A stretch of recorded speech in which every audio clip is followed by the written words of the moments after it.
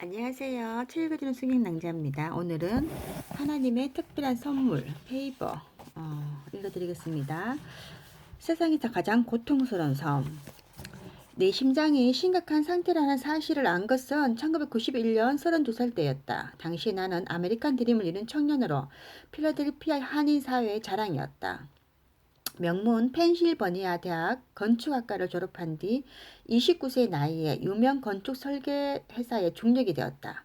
아버지는 한인 사회에서 신망을 받던 목사였고 어머니는 자녀와 교회를 위해 헌신하는 사모로서 존경을 받았다. 나의 아내는 아름답고 명숙한 여인이었으며 눈에 넣어도 아프지 않을 두 딸도 있었다. 나는 모든 사람의 부러움을 받는 행복한 사나이였다. 건강도 남에게 뒤지지 않았다. 아무리 피곤해도 잠시 눈을 붙이고 일어나면 언제 그랬냐는 듯 체력을 회복하곤 했다. 내 앞에 펼쳐진 성공과 명예의 고속도로를 달리는 나를 방해하는 것은 아무것도 없었다. 그랬기에 뉴욕으로 가는 고속도로 위에서 의식을 잃었을 때만 해도 뭐 그럴 수도 있지. 병원에 가면 되지 하고 대수롭지 않게 생각했었다. 그러나 그날 이후 내 삶은 내가 전혀 통제할 수 없는 낯선 곳으로 흘러가기 시작했다. 아내와 함께 급히 병원에 간 나는 그 자리에서 제세 동기와 인공심장 박동기를 심장에 연결해야만 했다. 그러니까 며칠 후에는 그 기계 장치들을 몸 안으로 넣는 수술까지 받았다. 내가 믿건 믿지 않건 내 심장은 그 기계 장치들이 없으면 정상적으로 작동할 수 없는 상태였다. 그제서야 조금씩 내 몸의 심각성을 감지하기 시작했다. 그때 처음 만난 심장 전문의 하워드 아이젠 박사는 나의 병명이 심실빈맥증이라고 말해주었다. 심실빈맥증이란 심장의 박동 속도가 규칙적이지 못해서 어느 순간 심장이 비정상적으로 빠르게 뛰기 시작하면 호흡곤란으로 쓰러지게 되는 무서운 병이었다. 이때 일정한 간격으로 충격을 가해서 심장이 뛰는 속도를 늦춰주는 것이 제세동기이다. 그런데 그 과정에서 심장이 정지하는 상황이 발생한다. 이때를 대비해서 인공심장 박동기가 필요하다. 즉 심장이 너무 빨리 뛰면 제세동기가, 그로 인해 너무 늦게 뛰면 인공심장 박동기가 작동한다.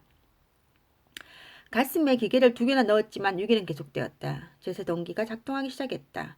그런데 그 압력이 얼마나 강력했는지 마치 등 뒤에서 누군가가 칼로 찌르는 것처럼 예리한 통증이 반복되었다. 하지만 박동 속도는 안정되지 않았다. 그때 처음으로 죽음의 공포를 느꼈다. 견디기 힘든 통증과 함께 숨이 쉬어지지 않았다. 몸을 가눌 수 없는 극심한 현기증과 함께 이렇게 죽는구나 싶었다. 정신이 몽롱해졌다. 쓰러진 나는 다행히 응급실로 옮겨져 제세동기 교체 수술을 받았다. 하지만 그 제세동기 역시 마찬가지였다. 그때마다 나는 극도의 공포에 사로잡히곤 했다. 그 순간의 고통과 죽음에 대한 공포는 겪어보지 않은 사람은 모른다. 호흡곤란으로 쓰러지면 곧바로 응급실행이다. 그곳에서 무슨 방법으로든지 다시 호흡을 정상적으로 돌려놔야만 나는 살 수가 있는 것이다. 정상으로 돌아왔다고 해도 안심할 수 없는데 내 심실빈맥증은 무술만큼 빠른 속도로 악화되어 갔다. 가만히 누워만 있는데도 호흡이 가빠져서 점점 더 고통스러웠다. 처음엔 한 달에 한 번, 그 다음엔 한 달에 몇 번, 그러다 일주일에 한 번, 나중에는 하루에도 2~3번씩 호흡곤란으로 쓰러지곤 했다. 하지만 그런 공포와 긴박한 상황을 수없이 넘기면서도 심장 이식 수술만큼은 받고 싶지 않아서 약과 응급처치로 1년을 버텼다. 통제불능인 심장과 함께 나를 덮친 것은 절망이었다. 의식이 명료해질 때면 내 주변의 모든 사람들이 부러워한 내 찬란했던 인생이 끝났다는 생각에 절망했다. 하지만 그런 것들은 이래도 괜찮아 하고 생각했다. 건강을 되찾은 다음 다시 시작하면 되니까 말이다. 그런데 사랑하는 아내와 2딸을 생각하면 앞이 막막했다. 무엇보다 아내를 생각하면 가슴이 먹먹해져서 아무것도 할 수가 없었다. 이대로 죽을지도 모른다는 공포는 사랑하는 그녀를 불행하게 만들었다는 죄책감이 주는 고통에 비하면 아무것도 아니었다. 아내는 심장병이 이토록 무서운 것인 줄 몰랐다는 말을 자주 했다. 그토록 에너지 넘치고 활력에 차있던 내가 고속도로에서 쓰러진 그날 이후 아내의 삶은 천국에서 지옥으로 내동댕이 쳐졌다. 아무런 사전 징후도 없이 갑자기 호흡이 거칠어지면서 얼굴이 파랗게 질려서 쓰러지는 나를 볼 때마다 아내의 눈빛에는 두려움이 가득 차올랐다. 이 시기에 아내가 겪었던 고통을 누가 알까? 어린 2아들 뒤치다꺼리 하기도 바쁜데 하루 중 대부분의 시간을 병원에 머물며 내 곁을 지켰다. 경제적으로도 최악의 상태였다. 병원에 입원해 있는 동안 매일매일 어마어마한 금액의 병원비가 들어갔다. 다행히 나는 큰 건축회사의 중력이었고 연봉이 높았기 때문에 대부분은 보험으로 가능했지만 10억 원이 넘는 보험금도 거의 바닥을 드러내고 있었다. 설상가상으로 내가 쓰러지기 얼마 전 우리는 우리 형편에 다소 부담이 되는 큰 집을 구입했다. 그 집을 다시 팔고 싶었지만 최악의 불경기여서 집도 팔리지 않았다. 당시 아내는 절박했다.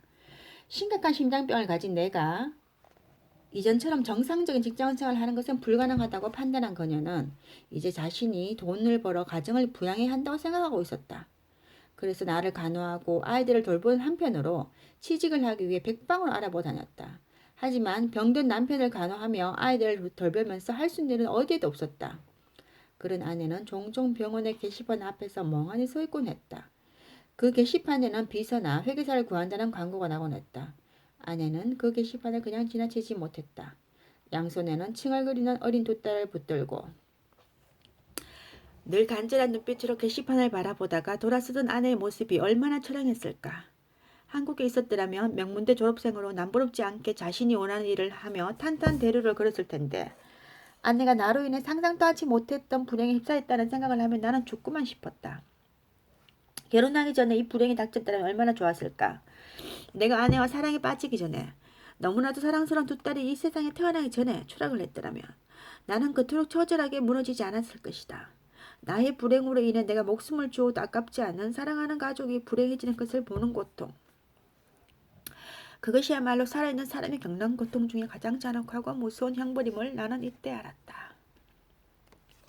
갑자기 눈물이 막 나네요. 아이고 죄송합니다. 책 읽어주는 수경 낭자가 책을 읽어주다가 눈물을 흘린 것은 아마 처음이지 싶은데요. 이들의 어떤 고통이 막 이렇게 저한테 전이 되는 느낌, 그런 느낌이 오네요. 사실 이분은 하영래 회장은 그래 건축회사 중립이기 때문에 보험금이 10억 원이나 나왔대요. 근데도 매일매일 이제 어마어마하게 보험금이 들어가니까 이제 거의 바닥을 드러내고 있었고 이제 또 그 당시에 또 집을 이제 잘 나갔을 때니까 그죠? 집을 이제 큰 집을 구입했는데 이제 수입이 없어지니까 그 집 팔고 싶어도 또 이제 최악의 불경에서 팔리지 않았고 또 아내가 이제 자기가 이제 돈을 벌어야 된다 생각하니까 병원 게시판에 이제 두 딸들을 붙들고 아이들을 붙들면서 그걸 이제 게시판을 멍하니 이제 그때 그 아내 심정이 어땠을까 생각하니까 갑자기 제가 눈물이 났어요. 여러분 지금도 아픈 사람들 많죠 사실. 우리 평상시에 자기가 건강할 때는 모르잖아요. 근데 병원에 가보면은 사실 아픈 사람밖에 없는 것 같아요 이 세상에는. 그죠? 근데 또 사실 나오면 또 사실 잊고 사는데 얼마 전에 이제 우리 고모도 이제 이 병원에 입원했어요.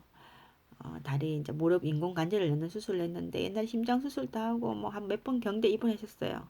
제가 옛날에 심장 그때 좀 오래됐을 거예요. 그때도 심장 수술했을 때 가서 이제 고모한테도 기도를 해주면서 제가 예수님을 한번 영접하는 기도를 해드렸는데 그래도 고모는 마음속으로는 이제 생각을 하고 있죠. 내가 가야 된다, 가야 된다. 근데 너 고모부 때문에 못 간다. 이렇게 말씀하시더라고요. 지금 연세가 76인가 그런데도. 근데 그랬죠. 아니, 고모 연세가 지금 76인데 아직도 그래 고모부 겁이 나냐면서. 겁난다 하더라고요.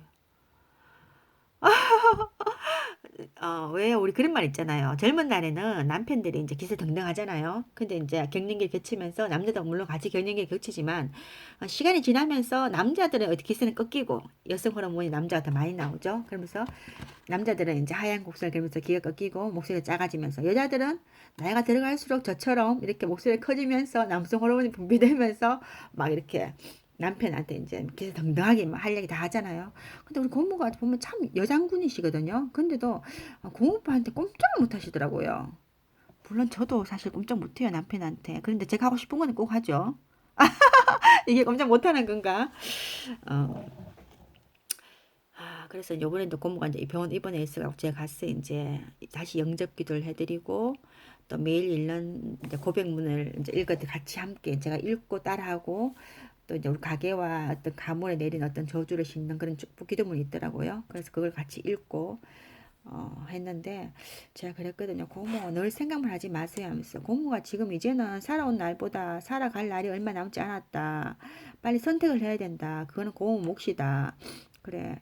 에스더가 죽으면 죽으리라 하고 왕께 나아갔던처럼 고모도 그런 마음이 없이는 교회 갈 수 없다. 아무리 내 마음속에 교회 가고 싶다 가고 싶다 말만 하면 뭐 하느냐. 가지 않고 있지 않느냐. 지금 우리 그 고향 교회에 보면은 정말 옛날에는 상상도 할 수 없던 일이 일어나고 있다고요. 나이 드신 분들이 거의 교회를 다 갔어요. 저도 깜짝 놀랐거든요. 어떤 분은 뭐 불교 대장, 그러니까 절에 이제 뭐 절까지 지었는 그 집안, 그런 집안에 있는 분도 교회 가시고 막 전도하시고 하더라고요. 그래서 고모 보세요. 그런 분도 지금 교회 가고 있지 않느냐. 고모가 안 가는 건 핑계다. 물론 고모도 뭐 무서워 못 간다 하지만 그 핑계다 하면서 막 그렇게 좀 이야기를 했는데 고모도 알았다고 말씀을 하시는데 병원에 있으면 사실 힘들죠. 힘들고. 근데 제가 좀 있잖아요. 어, 나쁜 사람인 것 같아요. 근데 이분은 이렇게 아픈 상황에서 이제 가족을 상하겠다는데 저는 저번에 한번 이제 뇌진탕으로 그때 병원 응급실 가서 막 아프니까 사실 아무 생각 안 나더라고요. 가족도 생각 안 나고 남편 생각 안 나고 내가 죽으면 어떡할까 이 생각만 들더라고요.